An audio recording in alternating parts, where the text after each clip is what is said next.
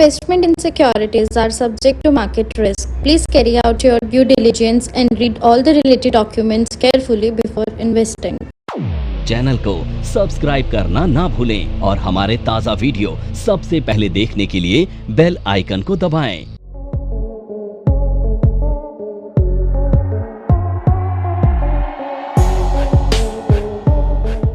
तो अब हम बात करते हैं कि इक्विटी मार्केट में आपको ना क्यों पैसा लगाना चाहिए, यानी एडवांटेज ऑफ इक्विटी मार्केट।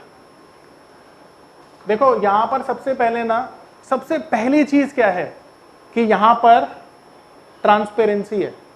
ठीक है, अब ट्रांसपेरेंसी कैसे अभी बात करेंगे।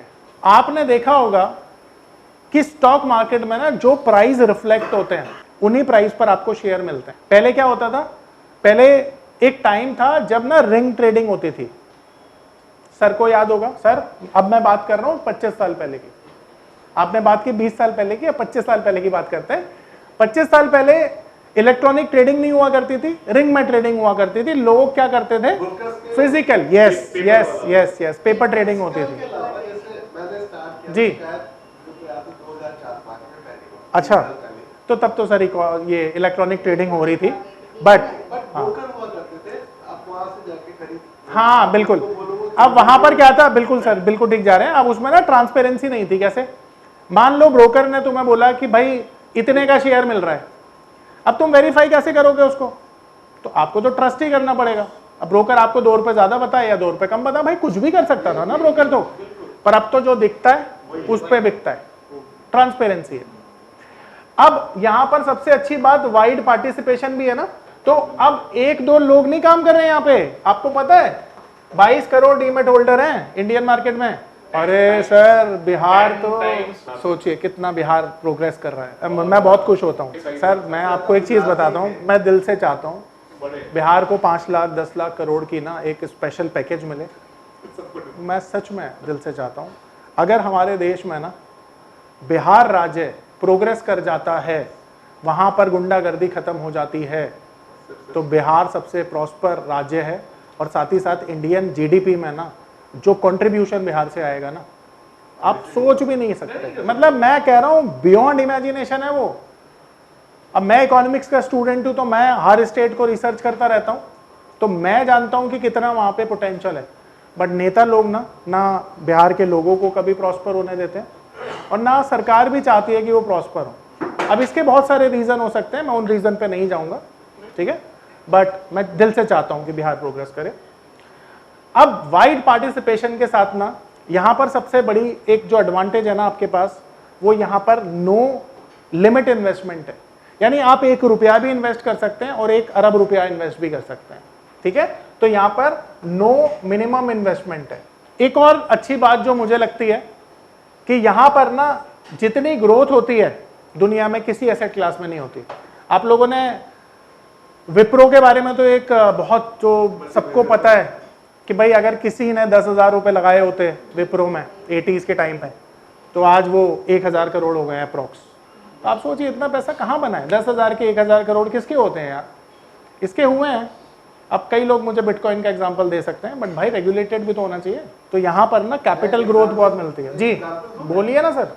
जी, अब यहाँ पर ना उन लोगों के लिए भी बहुत अच्छी चीज है डिविडेंड के तौर पर, जो फिक्स्ड इनकम में विश्वास करते हैं और अपना पैसा एफडी में डालते हैं। जो अच्छी कंपनीज होती है ना वो फिक्स्ड डिविडेंड देती हैं। डिविडेंड थोड़ा सा एक्सप्लेन कर दीजिए। बिल्कुल करेंगे सर, फंडामेंटल में बहुत अच्छे से करेंगे, पर आपके सवाल का जवाब भी यहाँ पर जरूर देते हैं। देखिए डिविडेंड ना कंपनी के प्रॉफिट का वो पार्ट होता है जो शेयर होल्डर्स में डिस्ट्रीब्यूट किया जाता है, उसे डिविडेंड बोला जाता है। ये डिविडेंड जो है 2 तरीके से कंपनी इशू करती है। पहला कैश के फॉर्म में जो आपके बैंक अकाउंट में डिपॉजिट करती है, और दूसरा। नमस्कार दोस्तों, क्या आप स्टॉक मार्केट में शुरुआत करने का सोच रहे हैं और क्या आपको यह समझ में नहीं आ रहा है कि आपकी शुरुआत कहां से होनी चाहिए, तो मैं आपको एक ऐसा कोर्स सजेस्ट करने जा रहा हूं जो आपकी लाइफ चेंज कर सकता है। और मैं बात कर रहा हूं NIFM का advance level of smart investor course की, जो आपकी लाइफ चेंज कर सकता है। जी हां, आपने सही सुना, NIFM आपके लिए लेके आया है एक ऐसा शानदार कोर्स जो आपको बताएगा कि किस तरह से आप स्टॉक मार्केट में सक्सेसफुली पैसा कमा सकते हैं। और ये कोर्स है advance level of smart investor. Advance level of smart investor course आपको हर छोटी से छोटी और बड़ी से बड़ी मार्केट की बारीकियों के बारे में जानकारी देता है और ये सभी जानकारियां आपको इस मार्केट में पैसा कमाने में बहुत ज्यादा मददगार साबित होती हैं। तो इस कोर्स को करने के बाद आप मार्केट में सक्सेसफुल ट्रेडर और सक्सेसफुल इन्वेस्टर बन सकते हैं। बोनस शेयर के रूप में जब कंपनी के पास कैश क्रंच होता है या इन्वेस्टमेंट के लिए उसके पास कॉर्पस की कमी होती है तो अपने शेयर होल्डर्स को खुश करने के लिए वो बोनस इशू कर देती है, उसे भी बोनस इशू को भी डिविडेंड कंसिडर किया जाता है। देखिए सर, अगर कंपनी प्रॉफिट मेकिंग है तभी तो डिविडेंड दे पाएगी, है ना? तो वो बेसिकली क्या है, बैलेंस शीट से पैसा आपके अकाउंट में शिफ्ट हो जाता है, ऐसा समझिए। एग्जाम्पल से समझते हैं। मान लीजिए कंपनी ने 100 करोड़ का प्रॉफिट जनरेट किया। अब 100 करोड़ के प्रॉफिट को कंपनी क्या करेगी, सारा पैसा थोड़ी दे देगी भाई। अगले साल अगर उसे 200 करोड़ का प्रॉफिट करना है तो उस पैसे को री इन्वेस्ट भी तो करना पड़ेगा। पर कंपनी ये सोचती है कि जो मेरे शेयर होल्डर्स हैं उन्होंने विश्वास के तौर पर मेरे शेयर खरीदे, मुझे वर्किंग कैपिटल दिया शुरुआत में, और आज वो मेरे साथ हैं, कंपनी में सहायक के तौर पर काम कर रहे हैं और उनके पैसे को यूज करके मैं बड़ा बन रही हूं। यही तो कंपनी कर रही है। अब कंपनी क्या करेगी, जो उसकी ग्रोथ आ रही है, ग्रोथ कैसे पता चलेगी आपको कंपनी कर रही है, कंपनी जितना प्रॉफिट करेगी। अब उस प्रॉफिट में से ना मैनेजमेंट डिसाइड करता है कि हम एक एक्स पार्ट जो है ना वो अपने पास रखेंगे री इन्वेस्टमेंट के लिए या किसी ऐसे काम के लिए कि अगर हमें जरूरत हो तो हम यूज कर पाए, और दूसरा हम कुछ पैसा अपने शेयर होल्डर्स को डिस्ट्रीब्यूट करेंगे ताकि वो मोटिवेट हो जाए।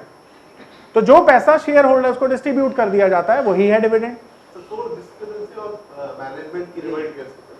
नहीं सर, देखिए नॉर्मली क्या होता है ना, जो डिविडेंड होते हैं वो दो तरह से क्लासिफाइड होते हैं। एक डिविडेंड होता है जिसको हम कहते हैं इंटरिम डिविडेंड और दूसरा होता है फाइनल डिविडेंड। तो जो इंटरिम डिविडेंड होता है ना वो साल में कितनी बार भी आप बांट सकते हो, ठीक है, और जो फाइनल डिविडेंड होता है वो पूरे साल का एक बार में बांटा जाता है। अब सवाल ये उठता है कि डिविडेंड को देने के लिए क्या कोई डिस्क्रिमिनेशन है बिटवीन कॉमन इन्वेस्टर और प्रमोटर, ठीक है? तो नहीं, ठीक है, ऐसा नहीं होगा कि आप कंपनी में बड़े मालिक हैं तो आप ज्यादा पैसा रख लेंगे, मैं छोटा मालिक हूं तो मैं कम पैसा रखूंगा। अब मैं मालिक शब्द का क्यों यूज कर रहा हूं ये समझिए। अगर आपने कंपनी का कोई भी एक शेयर खरीदा और मैंने 10 करोड़ शेयर खरीदे हैं तो आप भी तो कंपनी के मालिक ही हुए ना, क्योंकि जब आप शेयर खरीद लेते हो तो आप कंपनी में ओनरशिप रिप्रेजेंट करते हो, तो आपके पास एक शेयर है ना। तो इसका मतलब ये तो नहीं हुआ कि मैं आपको बिल्कुल दरकिनार कर दूं। हो सकता है आप ताकत में मेरे से थोड़े कम हो क्योंकि मेरे पास वोटिंग पावर 1 करोड़ शेयर या 10 करोड़ शेयर की है और आपके पास केवल 1 शेयर की है, पर मालिक तो आप भी है ना। तो आपकी राय, आपका वोटिंग राइट मेरे लिए इक्वली इंपॉर्टेंट है। और यह फैसला डिविडेंड का पूरे मैनेजमेंट के द्वारा लिया जाता है, एक व्यक्ति इसे डिसाइड नहीं कर सकता, जिसके लिए आपको वोटिंग राइट दिया जाता है and you cast your vote through email, ठीक है। और जहां पे मेजॉरिटी ऑफ वोट जो पढ़ते हैं फिर डिसीजन मेकिंग हो जाता है, ठीक है। लोगों के कॉर्पस को डील करेगा, मार्केट में इन्वेस्ट करेगा। तो इसे एक एग्जांपल से समझते हैं। ये एक म्यूचुअल फंड है और ये जो म्यूचुअल फंड है ये इक्विटी में पैसा डालता है, ठीक है। तो ये इक्विटी म्यूचुअल फंड है जो पैसा डालेगा डायरेक्ट इक्विटी में। अगर ये हाइब्रिड होता तो ये इक्विटी और डेट दोनों में डाल सकता था, अगर ये कमोडिटी लिंक्ड होता तो कमोडिटी में डालता। समझ पा रहे हो? अब ये म्यूचुअल फंड है और मुझे लगता है कि एचडीएफसी बहुत अच्छा म्यूचुअल फंड है तो मैं इसमें पैसा डालूंगा, मुझे ऐसा पर्सनल लगता है। तो मैं क्या करूंगा, मैं एचडीएफसी बैंक का म्यूचुअल फंड खरीदूंगा, यानी हर महीने इसे 2 तरह से पैसा डाल सकता हूं। एक एसआईपी के तौर पर, जैसा आप लोगों में से सवाल था कि एसआईपी क्या होता है, तो एसआईपी का मतलब, ये पावर ऑफ नंबर थ्योरी इतनी बेहतरीन थ्योरी है कि इसे करने के बाद आप एक अलग अनुभव करेंगे और आपको लगेगा कि शायद इसी चीज की आपको तलाश थी। बहुत सालों की ट्रेडिंग के बाद, इन्वेस्टिंग के बाद आपको शायद ऐसे प्रोडक्ट की जरूरत थी जो मार्केट में आपको वो कॉन्फिडेंस दे पाए, जिस कॉन्फिडेंस के साथ आप रोज पैसा कमा पाए और जितना आप चाहें उतना पैसा कमा पाए। तो हमारी ये जो पावर ऑफ नंबर थ्योरी है ये आपको आपकी सभी इच्छाओं को पूरा करने के लिए है और आप देखेंगे कि इस थ्योरी को करने के बाद जो आपका कॉन्फिडेंस है, आपकी जो एक्यूरेसी है, आपकी जो क्षमताएं हैं मार्केट से पैसा कमाने की, वो बहुत ज्यादा बढ़ जाएंगी। और आप देखेंगे कि जो आपने आज से पहले अनुभव नहीं किया था अपनी ट्रेडिंग के दौरान या इन्वेस्टमेंट के दौरान, आप इतना बेहतर अनुभव करेंगे इस कोर्स को करने के बाद। मतलब होता है सिस्टमेटिक इन्वेस्टमेंट प्लानिंग, जहां पर आप हर महीने अपनी सेविंग का कुछ पैसा हर महीने एक सिस्टम के हिसाब से मार्केट में डालते हैं और लॉन्ग टर्म के लिए उसे होल्ड करते हैं और लॉन्ग टर्म के बाद आपका पैसा ग्रो हो जाता है, उसे कहते हैं एसआईपी। यहां पर एक लमसम पेमेंट भी डाली जा सकती है जब मार्केट नीचे आता है, अच्छे लेवल पे होता है, तो आप लोग ये कर सकते हैं। तो अब एचडीएफसी म्यूचुअल फंड है और यहां पर बहुत सारे लोग हैं जो अपना पैसा डालते हैं। लेट से मैंने यहां पर लगाए 1000 रुपए, मैंने ये इन्वेस्ट किए, तो मेरी तरह और बहुत सारे लोग होंगे जिन्होंने इन्वेस्ट किया, तो ये ना एक पूल कॉर्पस बन गया, ये ना एक पूल कॉर्पस बन गया, ठीक है। अब ये पूल्ड अमाउंट जो है ना, ये 1000 रुपए है। अभी किसके पास आया? पर एचडीएफसी तो बैंक है ना, तो इसका एक सेगमेंट और है, एचडीएफसी एएमसी। शाबाश। तो एचडीएफसी एएमसी का क्या काम है? एसेट मैनेजमेंट कंपनी है ये। इसमें बहुत सारे एक्सपर्ट हैं जो इस 1000 रुपए को मार्केट में इन्वेस्ट करेंगे और पैसे से पैसा बनाएंगे। पर हमें कैसे पता चलेगा कि हमने जो पैसा लगाया है वो ग्रो कर रहा है या डी ग्रोथ कर रहा है? तो उसके लिए क्या होता है, ये जो 1000 रुपए लगाए जाते हैं ना, इसका बेसिस होता है एनएवी, नेट एसेट वैल्यू, ठीक है। अब यहां पर मान लेते हैं एचडीएफसी म्यूचुअल फंड की एनएवी आज के दिन पे चल रही है 100 रुपए पर यूनिट। तो मैंने कितना पैसा लगाया था, तो मुझे कितनी यूनिट मिली? 10 यूनिट मिल गई ना। अब इसकी वैल्यू कितनी हो गई पता है? बढ़कर, मान लेते हैं एनएवी कल को बढ़कर हो जाती है 200, मार्केट ऊपर गया, एनएवी बढ़ गई, तो मेरा इन्वेस्टमेंट कितना हुआ? कैसे पता चला? अब मैंने मल्टीप्लाई किया ऐसे अपने यूनिट से, क्योंकि मेरे पास यूनिट तो 10 ही रहेंगी पर उस यूनिट की वैल्यू बढ़ जाएगी। तो आप जब भी इन्वेस्टमेंट करते हैं इस तरह से करते हैं म्यूचुअल फंड में, और आपके पास बहुत सारी चॉइसेस होते हैं, आप कहाँ पे अपना पैसा डालना चाहते हैं आप उससे सेलेक्ट कर सकते हैं, ठीक है। तो इसका मैं अच्छा ही जवाब देता हूँ। देखिए, दो चीज़ें, अगर आप इतने एक्टिव रहना चाहते हैं कि आपको फर्क पड़ता है छोटे से लॉस से 10% मार्केट नीचे आ जाए तो, और आप ज़्यादा स्मार्ट बनना चाहते हैं, तो आपको म्यूचुअल फंड में नहीं डायरेक्ट इन्वेस्टमेंट करना चाहिए। सही जवाब है ये। म्यूचुअल फंड में कब आना चाहिए आपको? जब आपको 10 साल के लिए पैसा चाहिए ही और रोज मार्केट देखने से फर्क नहीं पड़ेगा, तब आना चाहिए। पर आप सोचते हो कि मैं सिर्फ 6 महीने साल भर के लिए आऊं, तो आपके लिए सही जगह नहीं है ये। सही जगह कौन सी होगी? इक्विटी, क्योंकि यहां पर आप रोज देखेंगे अपने प्राइस को, बुक करेंगे, प्रॉफिट गेन करेंगे, नीचे आएगा दोबारा खरीदेंगे। यानी अगर आप एक्टिव इन्वेस्टर बनना चाहते हैं तो I think equity would be the good idea for you.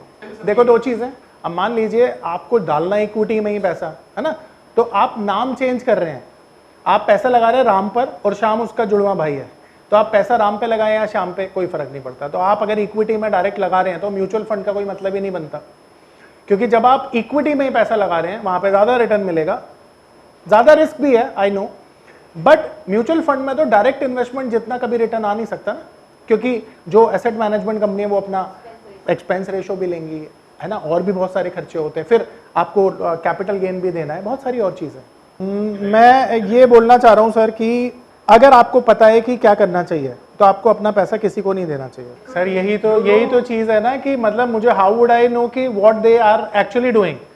So that is what my point is कि you should not go with the mutual fund if you have direct access to stock market.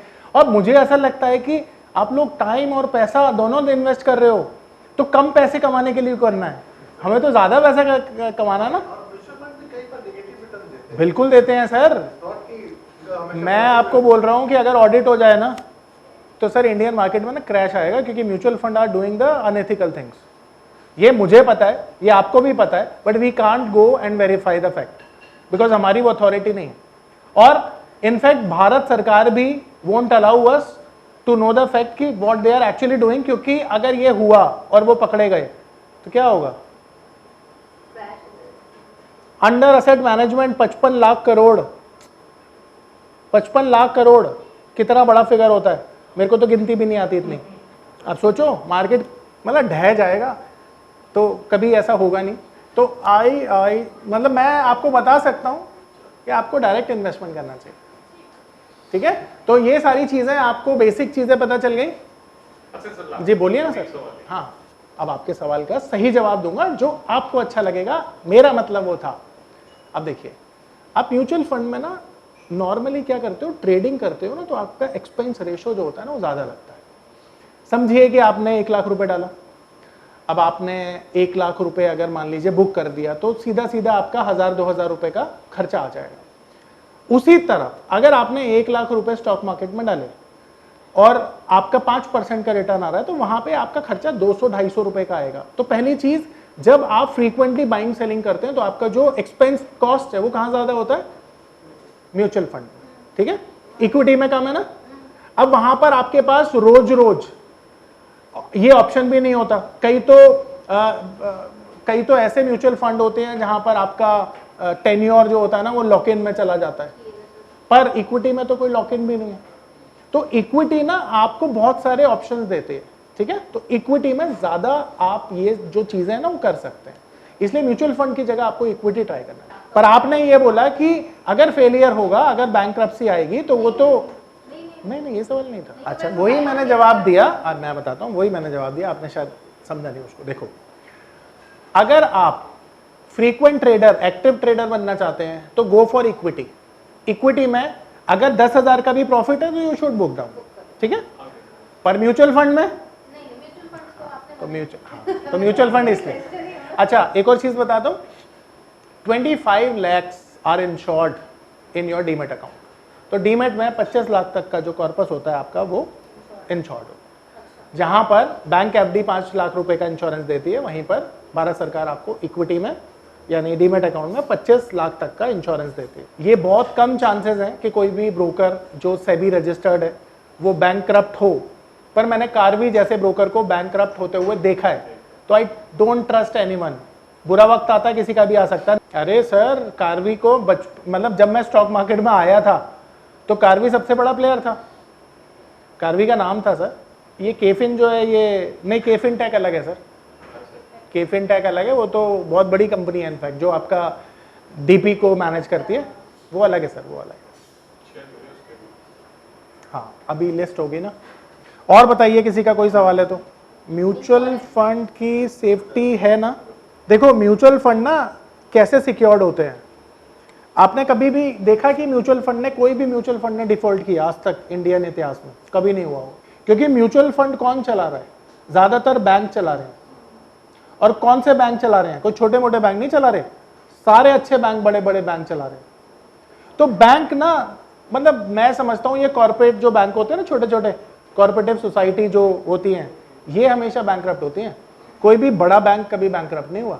तो जितने mutual fund है ना, ज्यादातर bank के द्वारा चलाए जाते हैं। तो आपका पैसा सेफ होता है, कोई दिक्कत नहीं। देखिए, अगर आप इंडियन बैंक में बात करें तो अब तो इंडियन बैंक तो सारे ही सेफ हैं सर, क्योंकि अब टर्न अराउंड हो चुका है। बचे ही कितने, ये भी बात है, ठीक है। 20 बैंक होंगे हमारे इंडियन उसमें, मतलब जो अच्छे बैंक हैं, और सभी ठीक है। पर बड़े बैंकों में सबसे पहला नाम, अगर इंडियन में बात करूं गवर्नमेंट में, तो आपका SBI है, और अगर प्राइवेट में बात करूं तो HDFC। बिल्कुल ठीक है, परफेक्ट है। चलिए आगे चलते हैं।